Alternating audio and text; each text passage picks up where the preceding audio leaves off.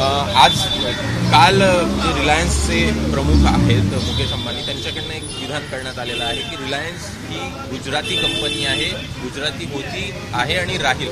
कशा प्रकारे आम्हाला असं वाटलेलं की रिलायन्सची कंपनी इंडियन कंपनी आहे, भारतीय कंपनी आहे, पण त्यांनी काल स्पष्ट केलं गुजराती कंपनी आहे आणि ते असंही म्हणाले की माझी कर्मभूमी गुजरात आहे. मग महाराष्ट्रात तुम्ही आलात कशाला?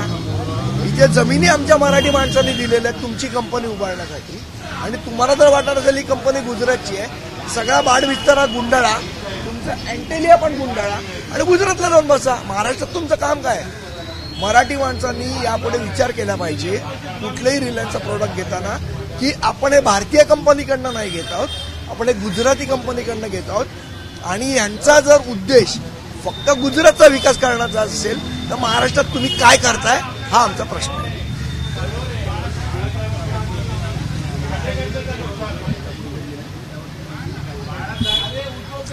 येतो नाही का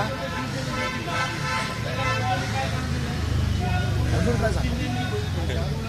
पण वारंवार म्हणजे कालचा मुद्दा असेल किंवा मग मुकेश अंबानी जे बोलतायत कुठंतरी मराठी माणसं मला आश्चर्य वाटतं की सन्माननीय पंतप्रधान नरेंद्रभाई मोदी हे बाजूला उपस्थित होते त्यावेळेला आणि त्यावेळेला हे असं म्हणाले की गुजरातची, निदान मोदी साहेबांनी तरी सांगायला पाहिजे होतं की बाबा तुझी कंपनी भारतीय आहे, गुजराती कंपनी नाही आहे.